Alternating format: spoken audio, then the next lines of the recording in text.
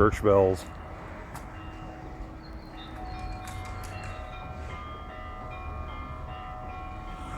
Let's get some.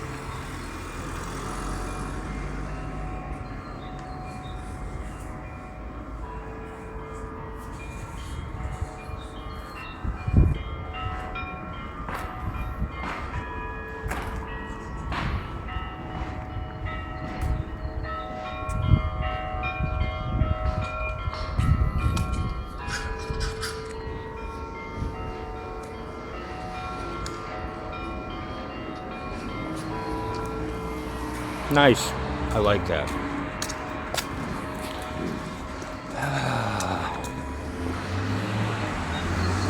When I was growing up in the Midwest, you could hear the church bells ring on Sundays. I think only on Sundays. They had a few churches that had bells. And then they stopped when I was in, I don't know, like the 6th or 7th grade. I asked why they don't ring the bells anymore. Oh, it's because it offends people. Didn't have any Muslims. Didn't have any Jews. Who's it offending? Atheists. Jehovah's Witnesses. They don't like bells. All around cranks. Claim that it's waking them up. Yeah, right. Something about them piss people off. Certain kinds of people. But they shut them off. I think that was a loss. I like it. They don't let them shut them off here. And they don't just ring them. It's not just bong, bong, bong. They do the virtuoso thing. Like chimes. And it's done by hand. Guy down there, he's got big ropes hooked to pedals and levers. And they're just really get down on it when you see them doing it. I'm going to put this on this stick because I can't carry it properly. I'm still experimenting. I'm new at this. Anyway, I like hearing the bells. I like the fact that they really get down with it too. They do it better than they have to, like a lot of stuff.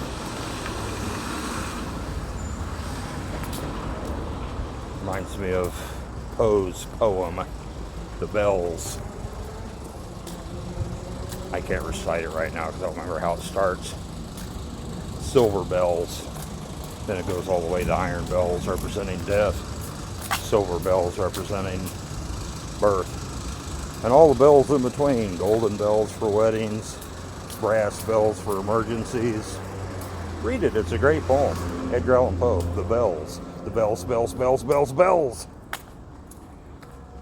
And the Tintinnabulation. That's a made-up word, but it's a damn good one.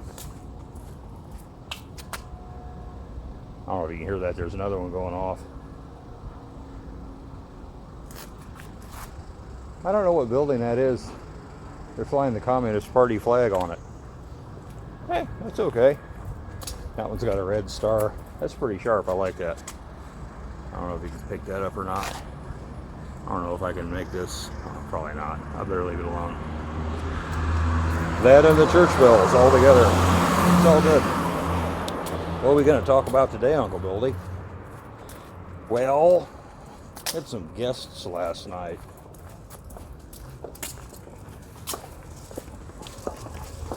They identified as Ukrainians. One of them was born and raised not too far from here. I believe he said he's Kirch. But he said he's Ukrainian. Said he had trouble understanding Ukrainians, speaking Ukrainian though. Most Ukrainians do. From what I've seen. Got a lot of different ways of speaking it apparently. Most Ukrainians speak Russian. Just like most Irish people don't speak Gaelic, they speak English. You can kind of compare it to that. Anyway, we had interesting conversations. I got a little pissed myself because they were shocked, absolutely shocked that I did not get fall all over myself getting make sure to get U.S. passports for my kids. They couldn't believe it. I must be a horrible father. That was implied. why wouldn't you get U.S. passports? And I tried to explain.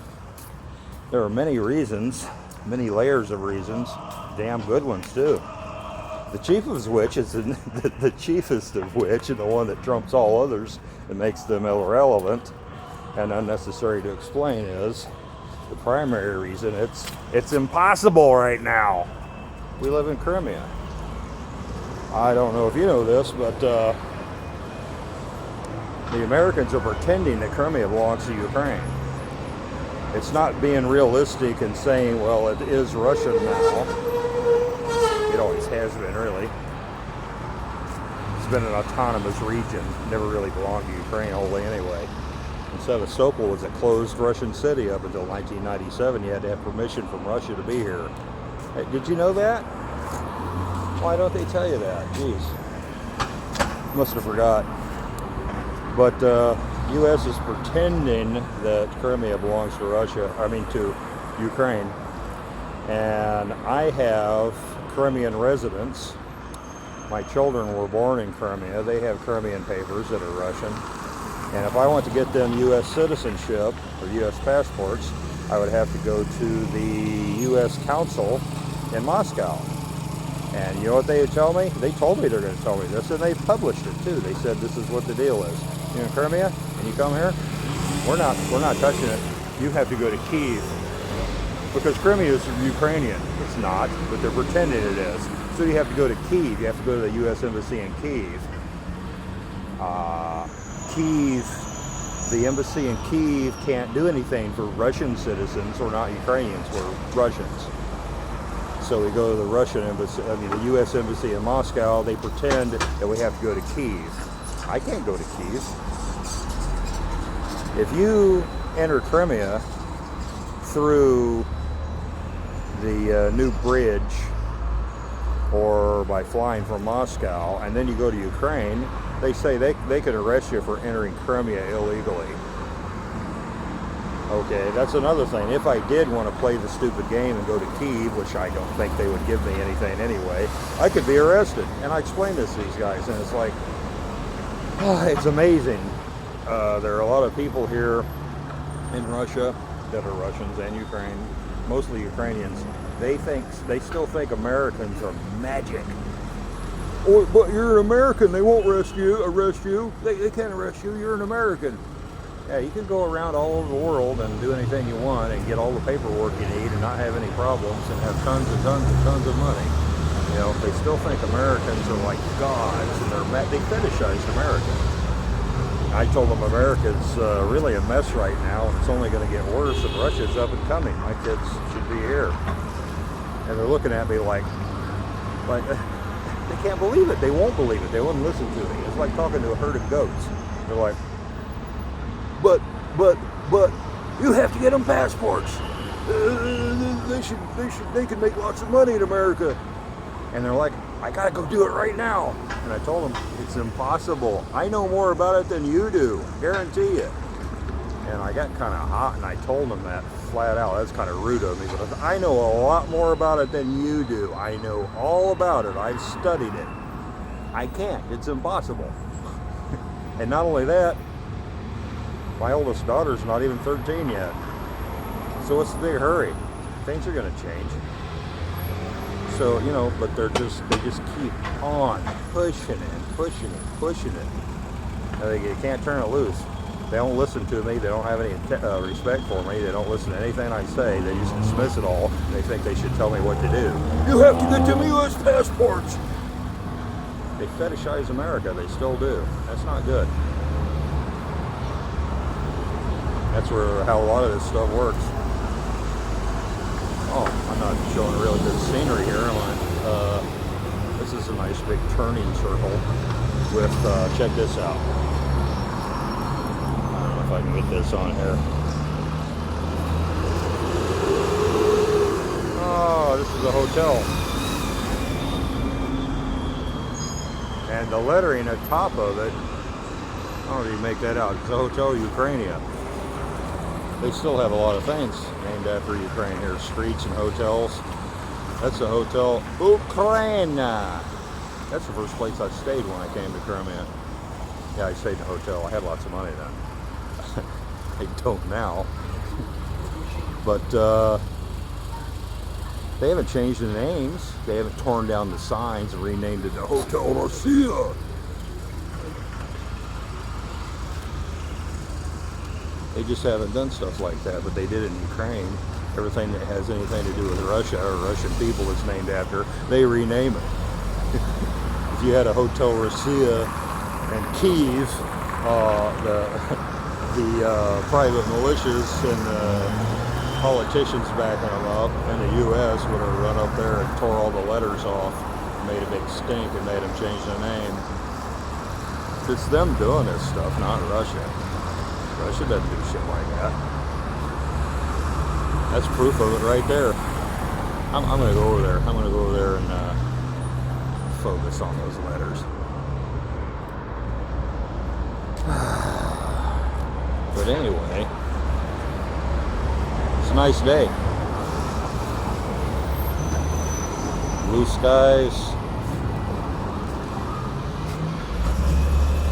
Probably 60 degrees Fahrenheit.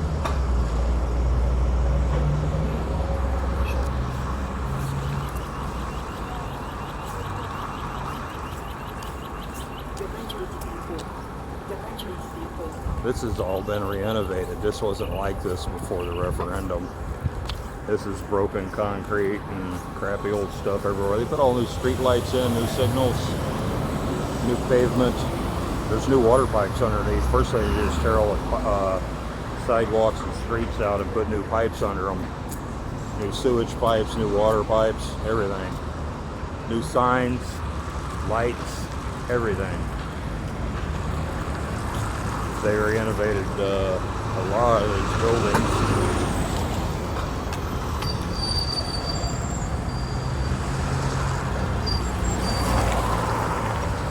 Looks like they dressed the hotel up pretty nice too. They have a fountain here. It's not working right now because it's winter time, but it's built into the sidewalk. It's kind of neat. Kids play in it. There's no border on it really, just a drain. There it is.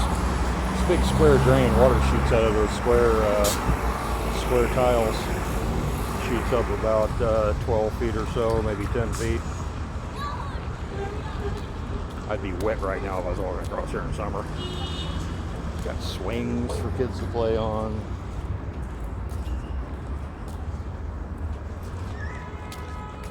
This is all overgrown and run down when I first came here. As I said, I have pictures. I found an old external hard drive. They're probably on it, but it's been laying around for years, untouched. It doesn't want to come up. I might have to have a technical guy open it for me. Well, it won't open to Windows 10 anyway. It's a Windows 7 thing. That's how old it is. I got an old computer with Windows 7 and I tried hooking it up. It still won't come up. I'm going to keep looking. I'll find those pictures. I'll make a montage of old and new. That's my plan. Get everybody's hopes up, then my hard drive will be melted. I got copies of them somewhere. I'll find them. Oh yeah, they did a lot of fixing up on this place. They made it really nice. Look at that. The evidence. The Hotel Ukrainia. Yeah, real aggressive people, right? While in Ukraine, they're tearing everything down with any sort of Russian thing on it, tearing down, throwing away their history. That's what America's having them do. Giving away the store. Yeah, their new friends, the Americans, have installed their governors and politicians, and they're pulling their equipment out of their factories and cutting it up and selling it for scrap. America doesn't like competition. Cutting down their national forests and sending them off to Germany to make cheap plywood out of it. You can do that when you put your people in charge. Make somebody governor, give them a few $1,000 to put in their pockets, and they'll give the whole store away. But, you know, they still think Americans are magic. Magic rich people. If I hang out with them, I'll be rich too, and I can go anywhere I want. You can't even go to Poland to scrub toilets. Come on.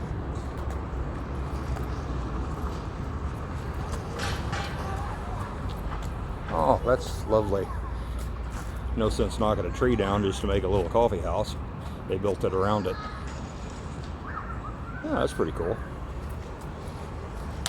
That's a big old tree. Big old gnarly tree.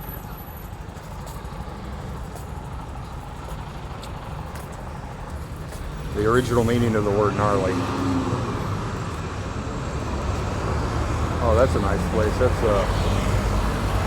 let's see if I remember what this is.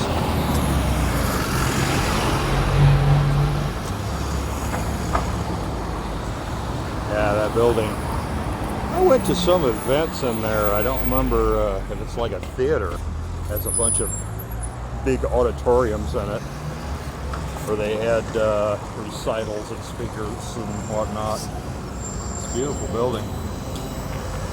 Lots of them here. We know people from the Donbass as well. We've had a lot of guests. There's a lot of people in Crimea from Donbass. Donetsk, mostly. All of them I met seem to be from Donetsk. Not Lugansk. There's two major cities in the Donbass, Donetsk and Lugansk. Our kid's music teacher is from Donetsk. He speaks pretty good English. We talked quite a bit. I don't know why he didn't stay there and fight.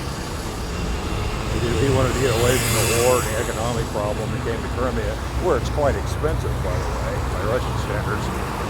Crimea is getting almost like Moscow, as far as prices go.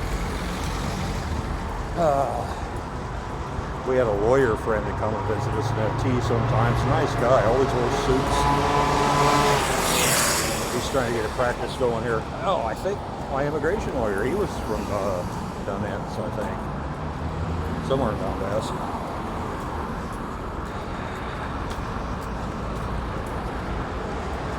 They like it in Crimea. It's nice here.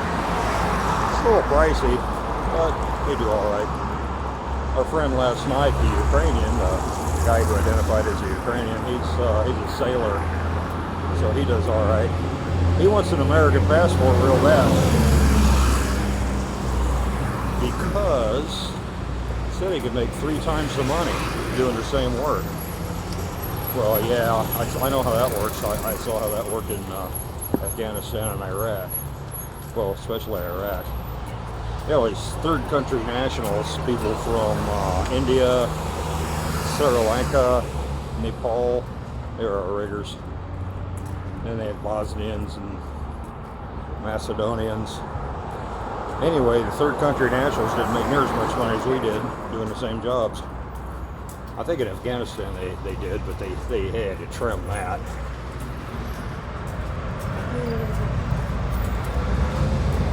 It's the way the commercial vessels work that way.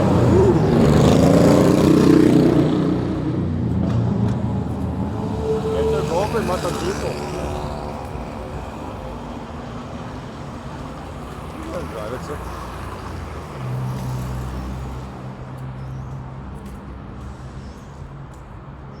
Yeah, you have to speak English to be a sailor. You have to get your license, you have to pass an English test. So I know a lot of sailors, and one of our friends is a ship captain.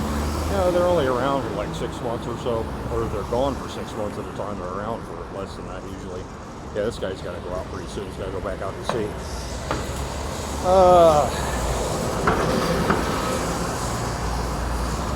Man, they've been everywhere. They've been to America. I've had them tell me, some of these sailors tell me, it's so clean, because some of them had been up through the channels in the Northeast, around New York. They see the shoreline, and everything's so clean and beautiful.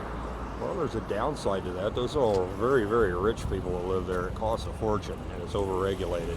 They don't do that here. There's people that have beautiful houses on the beach that are like Well, I shouldn't say beautiful houses. They have beautiful beachfront property, but it looks like, you know, Trailerville, Kentucky. Except they don't have trailers. You have a ramshackle house, a bunch of old cars laying around, and yeah, right on the beach. Oh, that doesn't happen in America. I've never seen any place like that. You've got a beautiful beachfront property. Now the hotels come in and snatch it all up and drive you out. Only rich people live in beautiful places. Here, poor people can live in beautiful places. But they just see the beautiful places and don't understand the consequences. Yeah, it's too much fetishization of Americans. There's a downside to it here. Part of it, you know, you get treated like a rock star. I still do. I'm kind of embarrassed by it, really. But then there's the downside to it is, you know, people assume you're rich. I could tell people think I walk around with $10,000s of dollars in my pocket all the time. I don't do as well as most of the locals here financially because of my situation, having to only work 6 months out of the year. Actually, we have lived in sort of a genteel poverty, but that's okay. It's a nice place to be poor. My son catches hell too. I've heard the other little boys, when they're playing in the park, they get this sour note and like, oh, Tiba God, yeah, boom. Yeah, boom, and Tiba God. No, that's what they say. Yes, that's what they say. You're rich. I'm a bum. I'm just a bum, and you're rich. You know, they're putting that stuff on him. They have nicer cars than we do, and bigger apartments, nicer clothes, better toys. But my son is his dad's an American, so oh, Tiba God. Yeah, that's what they say. You're rich, and I'm a bum. Oh, resentment there, and the resentment's over nothing. It's fantasy. People still believe it's fantasy. I need to start making Russian videos. We're not what you think we are. Those of us that live here that aren't on a corporate ticket. This stuff's hard. Pretty rugged. Anyway. I go across the street.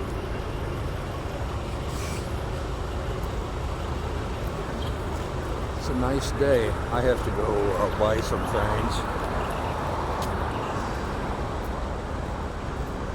There's a lot of videos of people showing you what Russian shops are like.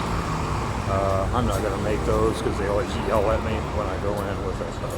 Even using my cell phone like I'm talking on it, they can tell I'm making video. They run up and start yelling at me. They just can't video.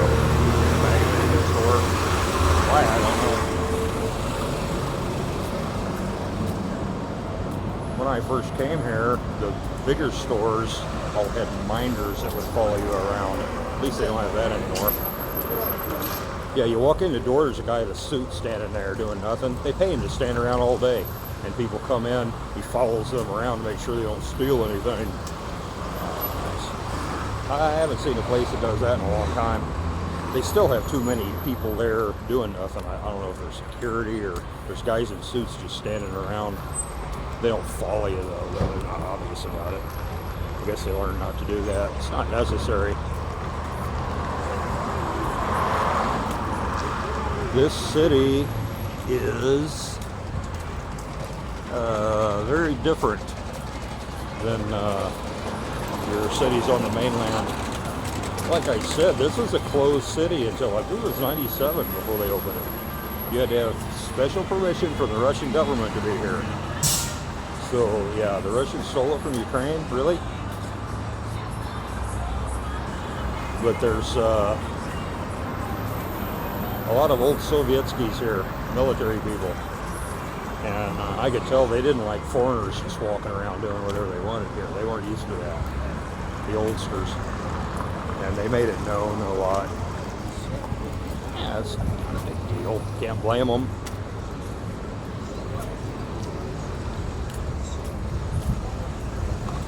Oh yeah, that's I'll show you this. That's Soviet gargoyle. Actually, it's a bust. They really, really honor their war heroes, especially higher-ranking ones.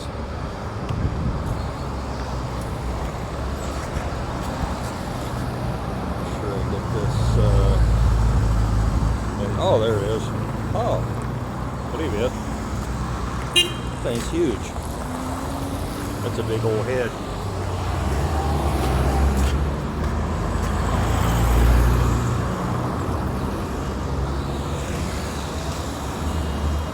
Let's see who it is.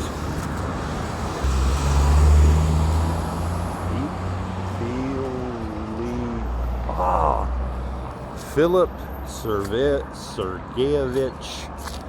and I can't even begin to pronounce his last name.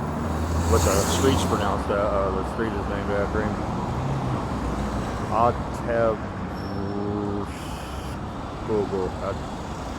Kind of like the October story, something like that. Well, I need to get back in practice. Anyway, he's an admiral. Philip. Admiral Philip. Looks like he means business.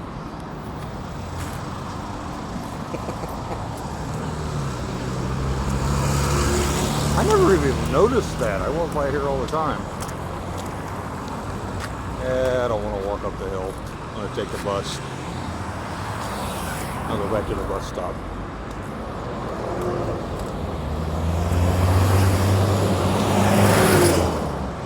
I got into a little commentariat tiff with a Ukrainian nationalist. I guess he was. He was using a forum for a vehicle as his address. I don't even remember what site it was on. I posted a map. We posted a map of Ukraine showing how much was added onto it over the years. How the original Ukraine was a tiny, tiny little place. The Tsars gave them a bunch of land, including Kyiv. And then, of course, the Donbass was given to them. A big chunk of Poland was broken off and given to them by Stalin. Khrushchev gave them Crimea. And somebody didn't like that. They posted that it's all Russian propaganda. Well, I hate that. They have these speakers playing radio stations. They only play for like 15-20 minutes and they turn it off for a few hours. You just, like it's not constant, but I don't think it should be there. Just bombarding people with media all the time. It's not the noise, it's the media. Reclam, advertisements. Some guy honking away on an accordion around here. I like that. That's atmosphere. I'll even give him some money. Is the radio blasting? Nah, don't like that. There's my bus. I'm not getting on this. I'm gonna kill some time. Get on the next one. They come every 4 or 5 minutes at the most. Usually much more than that. Great transportation. Great public transportation.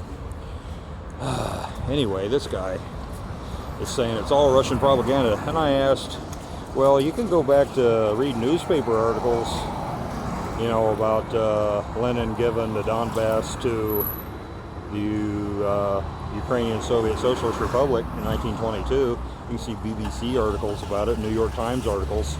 Boy, those Russian propagandas are good. They set all that up where the newspapers tell you, reinforce it, 70, 80 years ago, 100 years ago. How'd they do that? And he came back with all capital letters and exclamation marks saying, Ukraine has been a sovereign nation for over 1,000 years. It's crazy. No, it hasn't. It really hasn't. Not at all. Oh, a real nation only since 1919. And that's not Russian propaganda. You can look it up in books and newspaper articles from that period. It's unequivocal truth. It must be terrible to have to sell lies and be fanatical. I mean, that's why they're Nazis. That's why they're fanatics. They think if they shut everybody up, then it'll become true. The past. You could change the past. You and I both know that's not true. But Mr. and Mrs. American Citizen in Fuglyville, they get this stuff from the media. And, oh, well, that's something I want to talk about. Oh, okay. The motivations for the U.S. Campaign where they want to get Ukraine to attack Russia. Well, they want to pretend that Russia attacked Ukraine. They want to stage enough provocations and enough bloody massacres that Russia will retaliate. And they're claiming that Russia is generating CGI. We already talked about this. They're claiming that they're making fake movies to pretend that they got attacked when they didn't. That way they can, when they get attacked, the U.S. will say it's a fake movie. Oh, it must be awful to have to support lies like that all the time. Anyway, what are the motivations? There's many. Creatures like Biden and company, they got a lot of interest in looting Ukraine. They want to keep it that way. They want to spread chaos. They're selling weapons at your expense because Ukraine can't afford them. They're taking all the money from Ukraine, and they're getting you taxpayers to buy them weapons to create more chaos. And that's good for defense contractors who have lobbying groups run by retired generals. It's a carousel, the way the system works. It's not that complicated. It's not that smart. It's a bunch of really dull-witted people just filling their own pockets at your expense. And now, there's another thing I hadn't thought of until I read an article about it today. It was in Pravda. No. Yeah, Pravda. Oh, that's a propaganda newspaper. No. Don't even go there. It's owned by the Russian government. So, your media is owned by who? Really, who owns them? Most of you know.